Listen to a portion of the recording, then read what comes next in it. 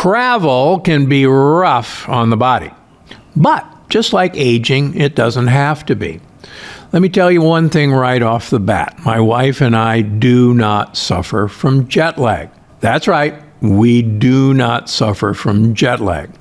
And all of our friends and acquaintances and my patients are shocked when I tell them that. Now, my wife and I, as you probably know, fly to Europe a great deal. One thing you may not know is I actually write most of my books while I'm over in Europe. Because, quite frankly, I'm not seeing patients during that time, and I see patients normally 6 days a week. So it's one of the few times I actually have to sit down and write. A lot of what I write is developed while we're in Europe. So how do you get over jet lag? What are the tricks for travel? That's what we're going to talk about today. Now, first of all, I'm absolutely positively convinced that jet lag comes from a disturbance in the circadian rhythm of your gut bacteria. That's right. Your gut bacteria, your microbiome, your gut buddies have their own circadian rhythm. They become active and produce compounds in time with daylight sinking. And there's more and more evidence that this circadian rhythm of your gut microbiome controls your circadian rhythm and jet lag. So what do you do on a flight to get these guys reset? So I'm going to talk about what to do before the flight, what to do during the flight, and what to do when you get off the plane. First off, many people take early flights, and particularly living on the West Coast, if I'm heading to the East Coast or farther, many of these flights start off very early in the morning. Now, most people tend to toss and turn when they know they have an early morning flight coming up. One of the easiest things to do is start preparing as if you were normally beginning up really early. So rather than trying to go to bed early the night before the flight, start doing that 2, 3, 4, even a week beforehand so that you're accustomed to getting up much earlier. Second thing I like to do is, you know it, get a dog. Dogs are incredibly useful at getting you up early. They don't have alarm clocks. They work on circadian rhythm. Now, avoid overindulging in alcohol the night before the test. Alcohol really disturbs deep sleep, and those of you who carry an Oura ring or a Whoop band can usually detect the effect of alcohol on deep sleep. And let me tell you, it's not good. Many people think they got to knock themselves out with alcohol so they can go to sleep early. But you really want that deep sleep to help you with the time zone changes. So please, please, please do not use alcohol before a long trip. Now, we'll get into alcohol on a trip in just a second. Here's the other thing. Make sure all your travel documents are in one place. The last thing you want to do when you're groggy in the morning is go around looking, oh my gosh, what did I do with my passport? Where's my plane tickets? Do it the day before, the night before, the week before, and put them all in one place. Here's a fun thing. Now, I don't have any problem listening to an alarm. I use my phone as an alarm, but my phone is in the room next to me, not in my bedroom. And it's nice and loud. But I have a patient who actually sets 2 alarms so that there's no chance that you're going to miss the alarm going off. Okay, now what do you do with long flights? Many of us, now that COVID is hopefully over, at least the severe forms, are traveling. You can't avoid it if you go to the airports noticing how many people are flying. First of all, people tell you don't drink alcohol on the plane. What I have noticed is the people who drink alcohol excessively on the plane, those are the ones that suffer. I personally have a glass of red wine on the plane, a glass of red wine. And quite frankly, they give you small portions on the plane, as well they should. But I see many travelers next to me have glass after glass, have several cocktails, and they're not doing well. Let's put it that way. Now, I found that if you're going to do an international flight, it's better if you can arrange it to take an international flight, a long international flight that leaves late afternoon or early evening. Why? Because they will hopefully serve you a meal, and then your bedtime will be about when your bedtime would normally be. The other thing we found, particularly going to Europe, is that those flights will arrive midday or late afternoon, so that you then actually become almost synced with that time zone a day later. It's a trick that I've used over and over again, and if you've never tried it, try that trick. Now, on the other hand, if you are taking earlier flights, and a lot of the airlines like to arrive early, particularly in Europe, then here's the deal. Please, please, please stay up once you get there. 2 reasons. Number 1, you want to be exposed to bright light for at least 30 minutes in your new time zone. That bright light will really enhance resetting your circadian rhythm. I've written about the suprachiasmatic nucleus in your brain that light senses and really sets how your circadian rhythm works. And bright light exposure is essential. However you can get it, that's number 1. Number 2, while you're on the airplane, I mentioned eating dinner and going to bed. Certain international airlines have fairly decent food. I'll bring up Air France as an example, and no, they don't pay me to tell you that. On the other hand, a lot of the American airlines, their food is not very good for you. So try fasting. It's another way to reset your circadian rhythm. Bring your own snacks. I always carry my Gundry nut mix. Take some lectin-free bars like Gundry MD's macadamia nut bar. And there are other lectin-free bars to choose from. You don't have to eat the snacks that they give you. But, by the way, Delta now has pistachios as an option for a snack. The third thing is get up and walk every 2 hours, particularly if you're in coach or you don't have a seat that reclines very much. There is a real thing called deep vein thrombosis or economy thrombosis. Get up and move. You should be drinking enough water on the plane that you probably do want to get up and move every couple hours to go to the bathroom. And use that as an excuse to keep hydrated so that it'll make you get up and pee. Now, there are all sorts of gadgets and tools that you can take with you. Your feet most likely will swell. Now, that is not a sign of a dangerous thing. On the other hand, if your feet swelling bothers you, buy yourself a pair of compression socks and wear them. Quite frankly, as a heart surgeon, I wear compression stockings all the time because I stand constantly. But it'll keep your ankles from swelling. Invest in noise-canceling headphones or earplugs. The noise on modern jetliners can actually be higher than a nightclub, and that's a stressor on your body. Plus, the noise of fellow passengers or the noise of talking in the aisles is enough to disturb many people's sleep. And these noise-canceling headphones are getting pretty doggone reasonable, particularly the ones that fit in your ears. Or just get some earplugs. They work well as well. Now, a lot of the long flights do pass out face masks, eye masks, even in economy and economy plus.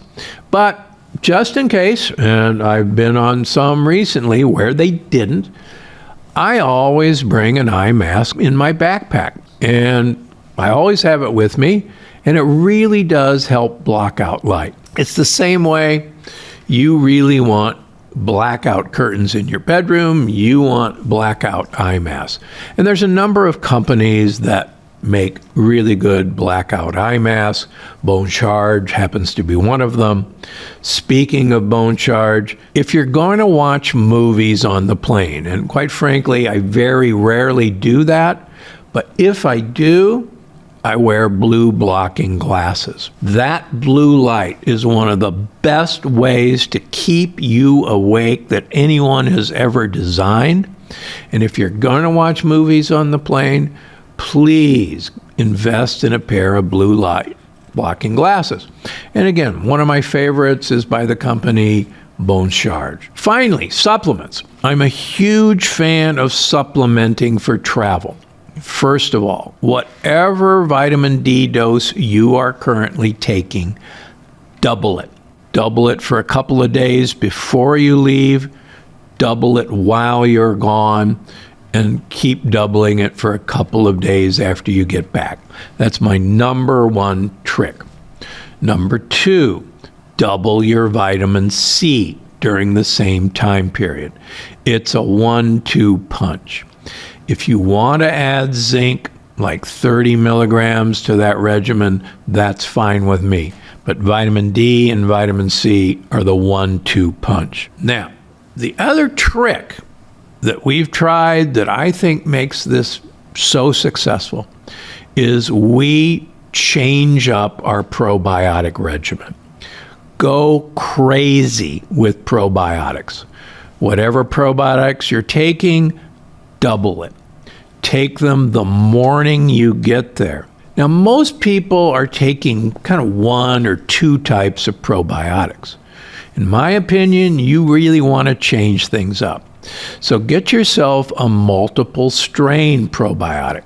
My wife and I happen to take Gundry MD 24 strain probiotic while we travel for that purpose. The second thing is up your polyphenol regimen. You may remember that polyphenols are the food that feed good gut bacteria. So we happen to take packets of Vital Reds in individual packets. We put them in our water in our plane. We put them in our water when we go down to breakfast. And it's a really good 1-2 punch, and they also have probiotics, of readjusting the circadian rhythm of your microbiome. Finally, take a shot of olive oil.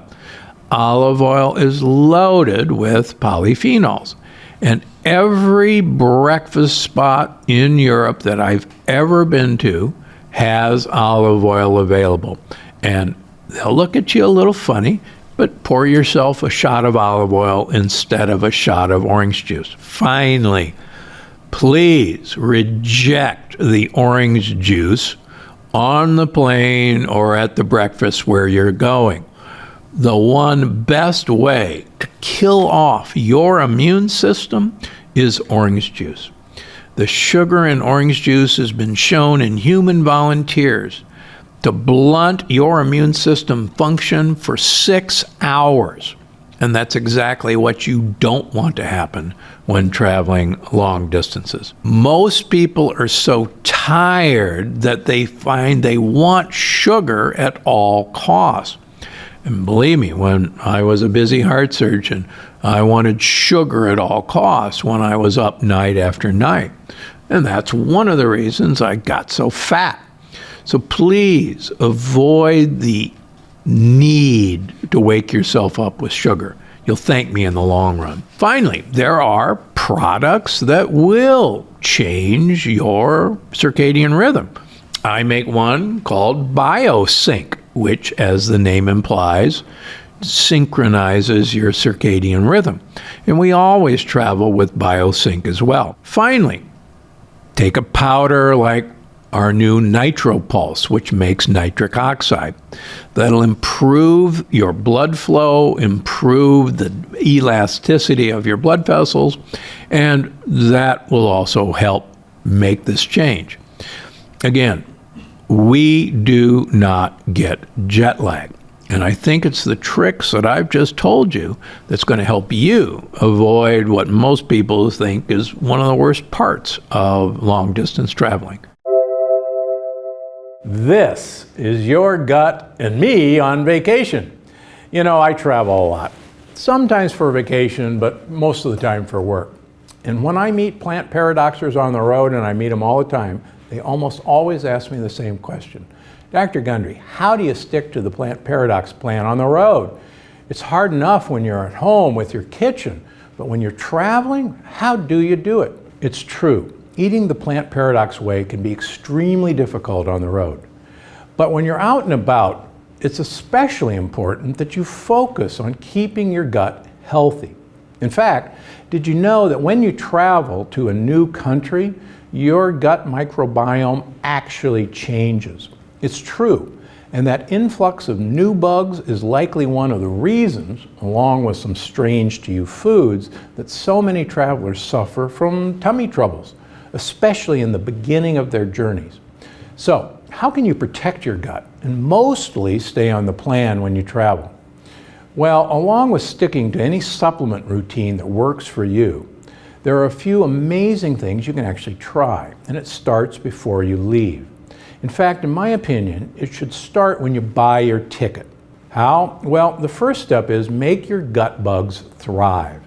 Because if they're happier before you leave, you've got a better chance of staying happy when you're on the road. And as you know, that's a great way to keep your digestion smooth, easy, and comfortable, your energy levels high, and even your immune system healthy. So as you start planning your next trip, make sure to start eating more prebiotic foods like leeks and onions, leafy greens, and Jerusalem artichokes. And opt for a healthy dose of probiotics too, either in capsule form or in probiotic foods like sauerkraut and kimchi. It's a smart way to set yourself up for success so that once you're on the road, you're focused on maintaining your gut rather than healing it. But once you're on your trip, then what? Well, one of the things that makes my life easier is to start my day with a set breakfast and to eat the same thing each morning of the trip, unless I skip breakfast entirely.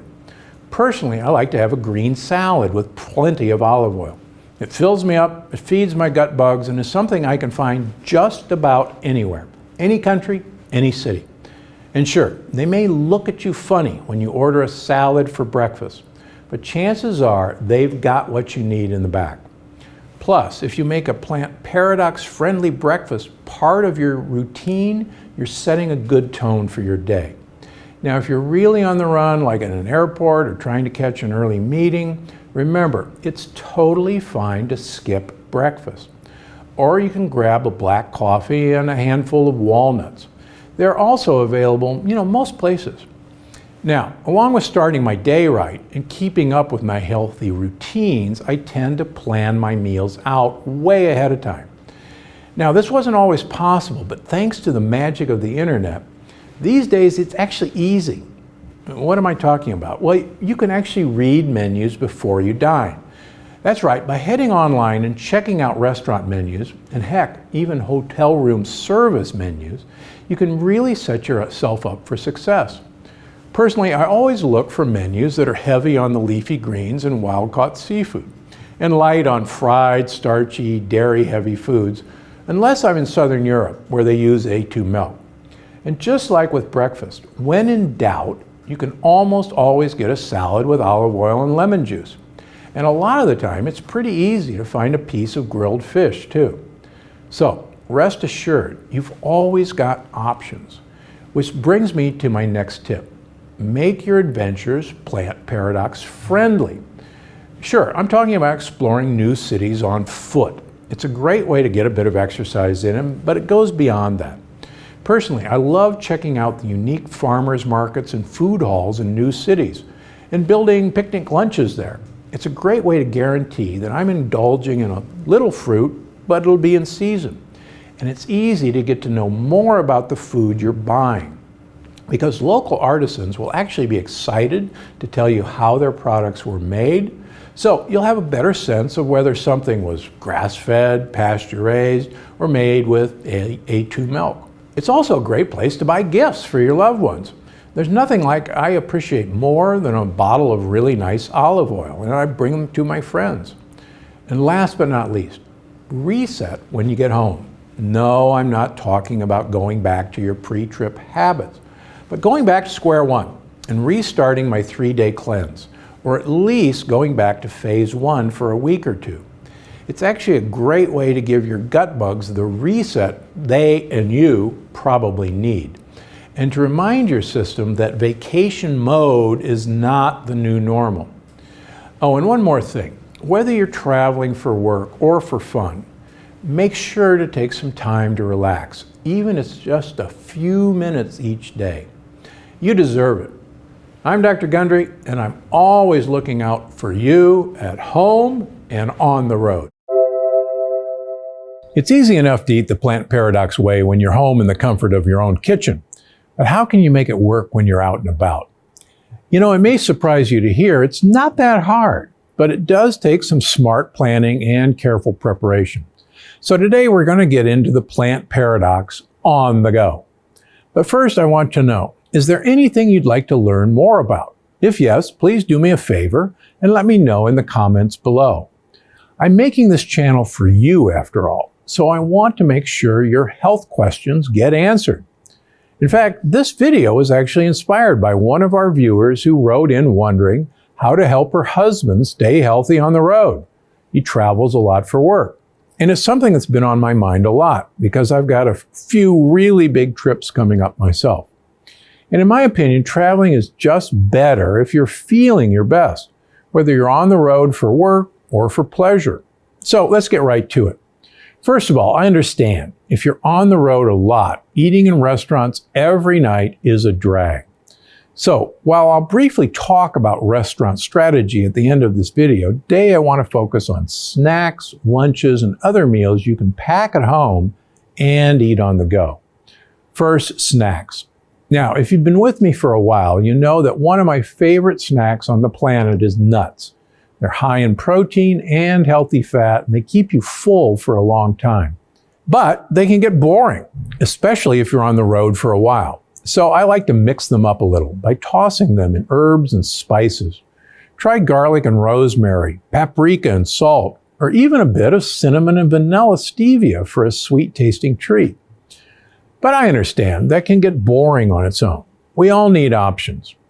So if you have a refrigerator access on your trip, or at least a well-insulated lunch bag, consider making a batch of guacamole and bringing some celery, jicama sticks, or Belgian endive for dipping.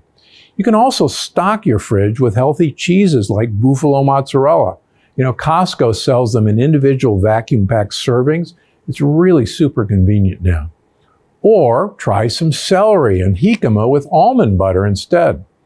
Another great snack option if you're browsing the grocery store shelves are those little seaweed chips, basically just dehydrated seaweed with salt and seasonings. But read the label to make sure there aren't any sneaky ingredients in with your healthy seaweed.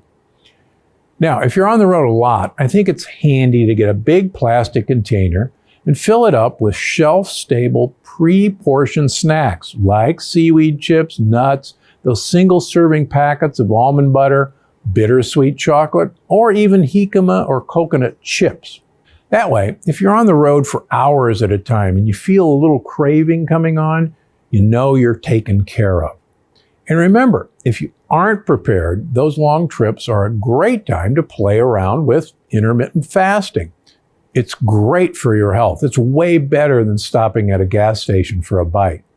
And as long as you're staying well hydrated, you'll probably get used to it fairly quickly and start feeling great fast. If not, there's always lunch.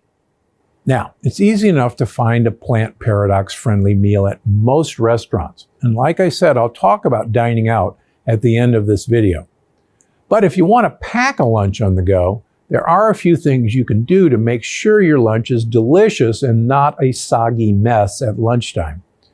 First, you know that plastic container you're filling with snacks? Throw in some sea salt, some pepper, good quality olive oil, and balsamic vinegar.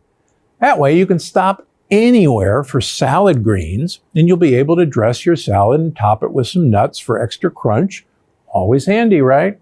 Now, when it comes to packing a same-day lunch, your possibilities are pretty darn limitless.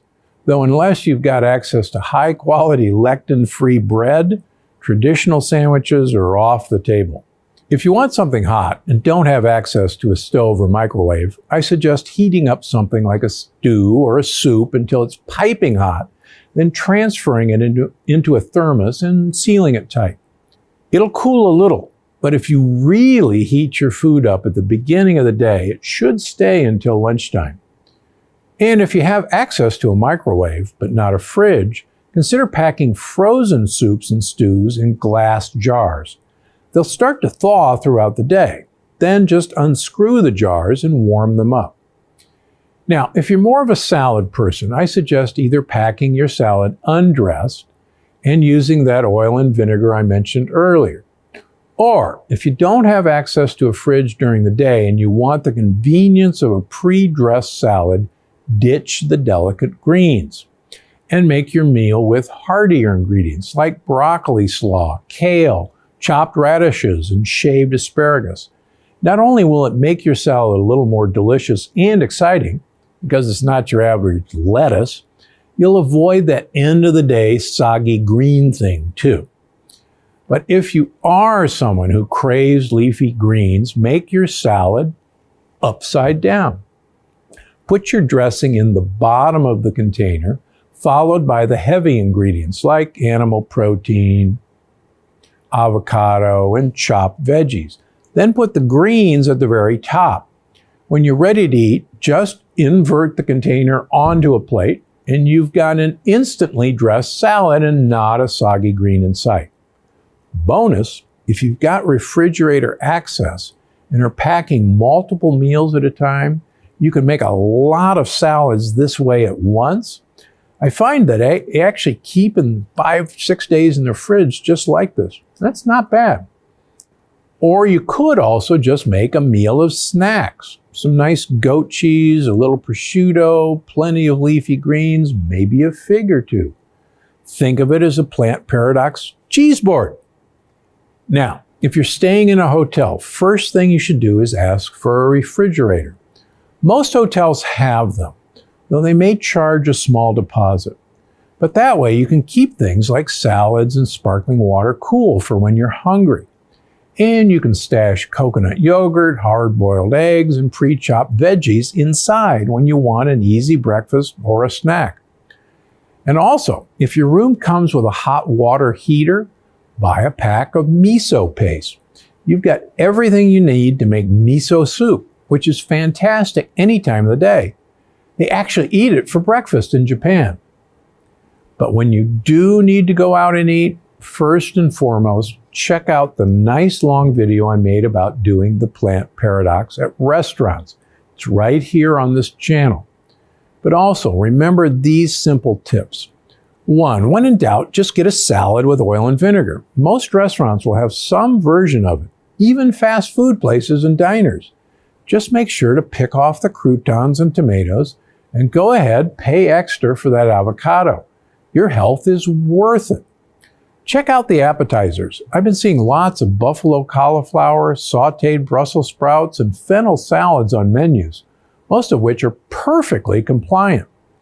Skip the meat and make your dinner vegetarian. Salads, roast veggies, even a nice baked sweet potato with a little Parmesan are all delicious options. And they're great for you too. Plus, when you skip the meat, you can rest assured you're not getting all the lectins that come from grain and corn-fed animals. So you're keeping your body safe too. Like I said, life's too short to stay at home, but traveling for work or for fun should not be a reason to let your healthy habits slide. In fact, I think you'll agree, when you feel your best, those trips are even more enjoyable.